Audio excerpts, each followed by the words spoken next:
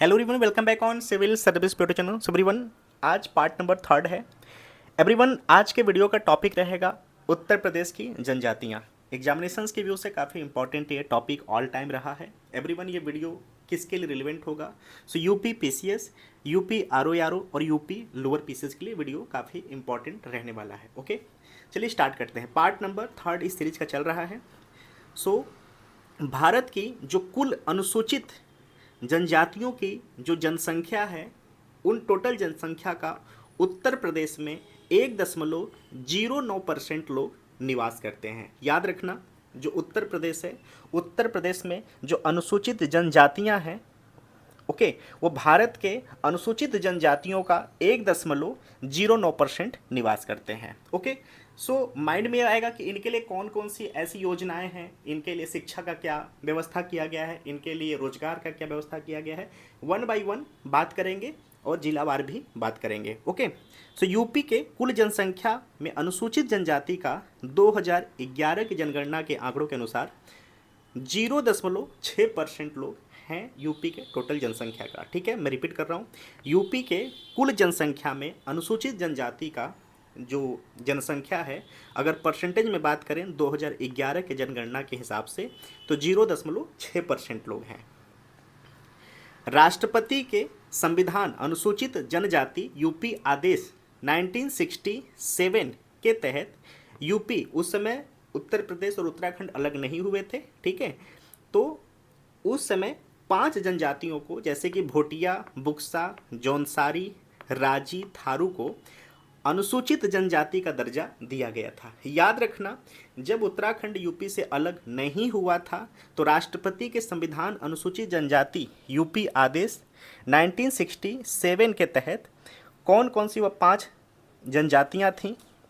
भोटिया, बुक्सा, जौनसारी, राजी, थारू को अनुसूचित जनजाति का दर्जा दिया गया था। ओके, जब उत्तराखंड अलग हुआ, अलग होने के बाद 10 अन्य जनजातियों को अनुसूचित जनजाति का दर्जा दिया गया। ये 2 डाटा, 2 पैरामीटर आप याद रखना, यहाँ से कन्फ्यूज़न क्रिएट हो सकता है।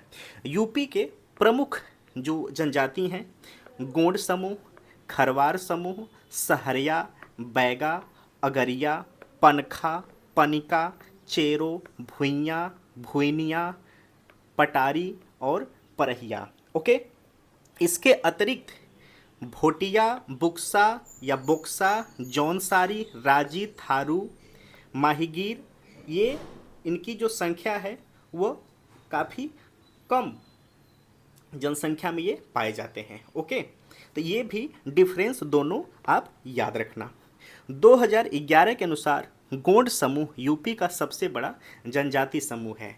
ये क्वेश्चंस के रूप में कई बार ये स्टेटमेंट आ चुका है, इसको प्लीज़ आप रट लेना, इसका नोट्स बना लेना कि 2011 के आंकड़े के अनुसार गोंड समूह जो है यूपी का सबसे बड़ा जनजाति समूह है। इसके बाद खरवार समूह है और थारू समूह है।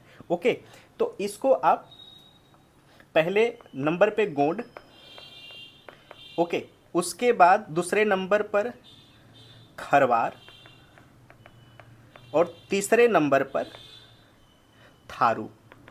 ओके, ये डिफरेंस आप याद रख लेना। चलिए मैं इसको यहाँ पर हाईलाइट कर दे रहा हूँ। ठीक है, पहले नंबर पे गोंड है, ओके, दूसरे नंबर पे खरवार है, फिर थारू समूह है। क्लियर? यूपी के जालौन एवं अयोध्या जिले में एक भी जनजाति नहीं है। याद रखना, एक भी जनजाति समूह नहीं है। अब बात करते हैं थारू समूह का। क्लियर?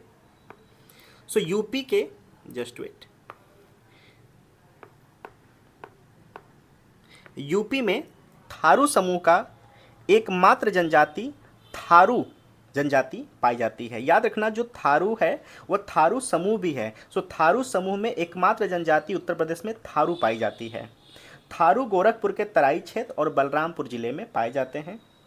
थारू जनजाति किरात वंश से संबंधित है। ये भी क्वेश्चंस के रूप में आ चुका है कि इनका संबंध किनसे है, तो ये किरात वंश से इनका संबंध माना जाता है, किरात वंश। शारीरिक बनावट, कद में छोटे होते हैं, चौड़ी मुखाकृति इनकी होती है और हल्के पीले रंग का इनका चमड़ी होता है। मुख्य भोजन इनका चावल है। संयुक्त परिवार से यह संबंधित हैं। थारू जनजाति दीपावली को शोक पर्व के रूप में मनाते हैं। ये भी क्वेश्चंस के रूप में आ चुका है। वहाँ पे जनजातियों का नाम रहेगा और वहाँ पे देगा कि कौन ऐसा जनजाति है जो कि दीपावली को शोक के रूप में मनाता है, तो थारू जनजाति। इनमें बदला विवाह प्रचलित है। थारू जनजाति के लोग को शिक्षा प्रदान करने हेतु जो यूपी गवर्नमेंट है लखीमपुर खीरी में महाविद्यालय की स्थापना की है। ये भी आप याद रखना। बजहर नामक पर्व थारू जनजाति द्वारा मनाया जाता है। बजहर यूपी में थारू विकास परियोजना 2 अक्टूबर 1980 को लाया गया था।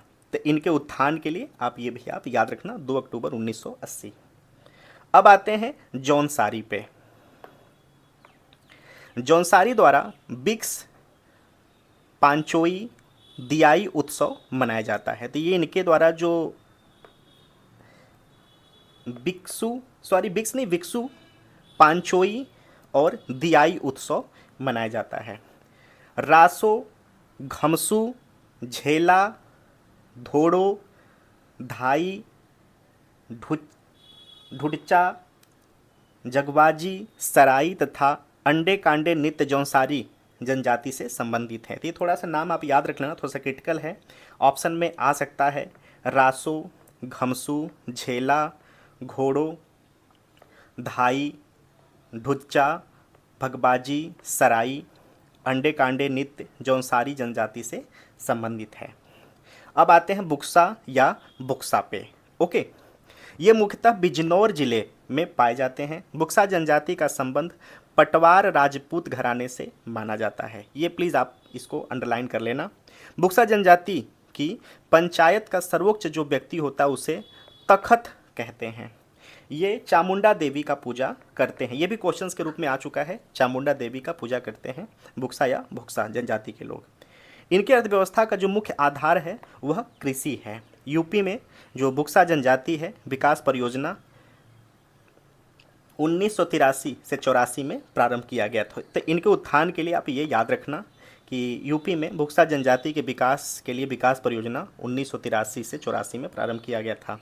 अब बात करते हैं माहीगीर की। माहीगीर जनजाति समुदाय यूपी में ओबीसी सूची में शामिल है। यूपी के लोगों के बिजनौर जिले में यह पाए जाते हैं। ये इस्लाम धर्म को मानते हैं। ओके, ये आप इंपॉर्टेंट में याद रखना। अर्थव्यवस्था का मुख्य आधार इनका क्या है? मछली पकड़ना। ओके, बात करते हैं खरवार का। यूपी के सोनभद्र, देवरिया, बलिया, गाजीपुर, वाराणसी में यह पाए जाते हैं। उपजातियां इनकी क्या हैं? सूरजवंशी, पलबंदी, दौलतबंदी, खेरी, राउत और मैगती, मुझाइली, गांजू और आर्मिया इनकी उपजाति हैं। ओके, और ये स्पेशली खरवार जो जनजाति है कहाँ पाई जाती हैं? सोनभद्र, देवरिया, बलिया, गाजीपुर और वाराणसी। मुख्य निवास इनका क्या है? पलामू, झारखंड।